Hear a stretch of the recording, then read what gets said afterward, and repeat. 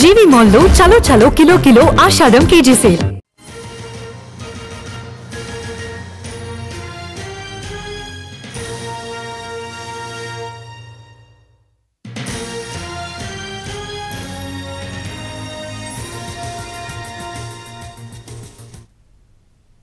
మేడ్చల్లో సృష్టి తరహాలో మరో అక్రమ సరగసి దందా వెలుగు చూస్తుంది. సమాచారం అందుకున్న ఎస్ఓటీ పోలీసులు ఇంట్లోనే సరగసి ఐవీఎఫ్ ట్రీట్మెంట్ చేస్తున్న వారితో సహా ఎగ్ డొనేట్ చేస్తున్న 8 మందిని అరెస్ట్ చేశామన్నారు మేడ్చల్ డీసీపీ కోటిరెడ్డి. A1 నిందితుడు లక్ష్మీరెడ్డి, A2 నిందితుడు నరేందర్ రెడ్డి పిల్లలు లేని జంటలను టార్గెట్గా చేసుకుని వారి నుంచి 15 నుంచి 20 లక్షల డబ్బులు వసూలు చేస్తున్నట్టు చెప్పారు. అలాగే సిరంజీలు, గర్భధారణ మందులు, హార్మోన్ ఇంజెక్షన్లు, హెగ్డే హాస్పిటల్ కేస్ షీట్లు సీజ్ చేసినట్టు చెప్పారు. సరగసి కోసం ఎంగేజ్ చేసుకున్న మహిళలను తన ఇంట్లోనే దాచిపెట్టింది ఏజెంట్ లక్ష్మీరెడ్డి. తన ఇంటి మీద పెంట్ హౌస్లో ప్రత్యేక సెటప్ చేసింది. హాస్టల్ను తలపించేలా ఒక్కో మహిళకు ఒక్కో బెడ్ను అరేంజ్ చేసింది. మహిళలు కిందకు రాకుండా, ఎవరికి కనబడకుండా పైనే ఉండాలని హుకుం జారీ చేసింది. ఎవరైనా అడిగితే తమ బంధువులని ఆసుపత్రి చెకప్ కోసం వచ్చారని మాయమాటలు చెప్పింది లక్ష్మీరెడ్డి.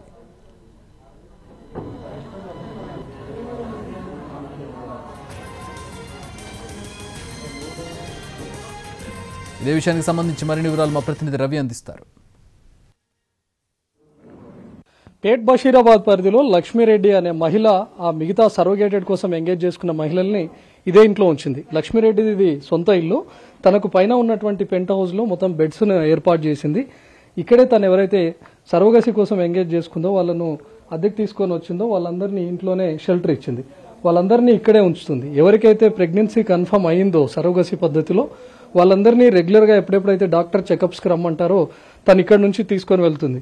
అంటే వాళ్ళు ఎప్పుడైతే ప్రెగ్నెన్సీ కన్ఫర్మ్ అయినప్పటి నుంచి మొదలు పెట్టుకుని అప్ టు డెలివరీ అయిపోయేంత వరకు కూడా వాళ్ళని ప్రతిసారి టెస్ట్లకు తీసుకొని వెళ్ళడం, ఇంకేమైనా స్కానింగ్స్ కానీ ఇంకేమైనా తీసుకొని వెళ్ళాలి, హాస్పిటల్ రెగ్యులర్ చెకప్స్ తీసుకొని వెళ్ళాలన్నా కూడా లక్ష్మీరెడ్డితో పాటు తన కొడుకు నరేందర్ రెడ్డి ఇక్కడ నుంచి వాళ్ళను తీసుకొని వెళ్తారు.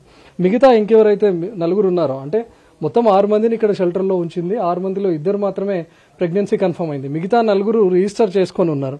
ఎవరైనా సరోగసి కోసం దంపతులు అప్రోచ్ అయితే వాళ్ళ ద్వారా సరోగసి కోసం ఎంగేజ్ చేసుకుని ఈమె అద్దె గర్భంలో వాళ్ళ పిల్లలను కనిచ్చే వరకు వీళ్ళను ఎంగేజ్ చేసుకున్నారు. సో మిగతా 4 ఇక్కడే ఉంటున్నారు. ప్రస్తుతం వాళ్ళకి ఏర్పాటు చేసినటువంటి బెడ్స్ కూడా మనం చూడవచ్చు. ఒక చిన్న తరహా హాస్టల్ను తలపించే విధంగా మారిపోయింది. ఎవరికి వాళ్ళు సపరేట్గా బెడ్స్ని ఏర్పాటు చేసింది. కంప్లీట్ ఎవరు పైకి రాకుండా ఉండే విధంగా సెక్యూర్ జోన్లో వీళ్ళను ఉంచింది. ఇక్కడ ఉన్నటువంటి చుట్టుపక్కల వాళ్ళకు కూడా ఎలాంటి అనుమానం రాలేదు. కొంతమంది లేడీస్ వాళ్ళ ఇంట్లో కనిపిస్తూ ఉంటే ఏదైనా ఫంక్షన్ జరుగుతుందేమో, వాళ్ళ బంధువులు లాంటి వాళ్ళు వచ్చారనే భావించాం. కానీ బయట అడిగినప్పుడు కూడా వాళ్ళందరూ మా వాళ్ళే అని చెప్తూ వచ్చిందని ఇక్కడ ఉన్నటువంటి స్థానికులు చెప్తున్నారు. కానీ లోపల మనం చూడొచ్చు, ఒక హాస్టల్ను తలపించే విధంగా రూమ్లోనే సపరేట్ బెడ్స్ను ఏర్పాటు చేసి వాళ్ళందరినీ ఇక్కడే షెల్టర్ ఉంచింది. కేవలం సరోగసి కోసం ఎంగేజ్ చేసుకోవడానికి ఈ మహిళలందరినీ ఏపీ నుంచి తీసుకొచ్చిందని పోలీసులు ఇప్పటికే గుర్తించారు. ఏపీకి చెందినటువంటి వాళ్ళు 5 ఉన్నారు. మరొక లేడీ కర్ణాటక బీదర్కు చెందినటువంటి మరొక లేడీ ఉంది. ఈ 6 మంది కూడా ఇక్కడే ఉంటున్నారు. ఎస్ఓటీ వాళ్ళకు వచ్చినటువంటి సమాచారం మేరకు ఇక్కడికి వచ్చి రైడ్ చేసినప్పుడు 6 మంది ఇక్కడ ఎందుకు ఉంటున్నారని మొత్తం సెర్చ్ చేయగా వాళ్ళకి సంబంధించినటువంటి మిగతా హాస్పిటల్కి సంబంధించిన కొన్ని ఓపీ షీట్స్ను స్వాధీనం చేసుకున్నారు. అందులో 2 ప్రైవేట్ హాస్పిటల్స్ కూడా ఉన్నాయి. అందులో కొంతమందికి ప్రెగ్నెన్సీ అయిపోయి ఒక లేడీ 8th మంత్ క్యారింగ్తో కూడా ఉంది. సో వీళ్ళందరూ సరోగేట్ కోసం మేము అద్దె గర్భంలో పిల్లలను కని ఇస్తున్నామని చెప్పి లక్ష్మీరెడ్డి అనే మహిళ తమను ఇక్కడ ఉంచిందని చెప్పారు.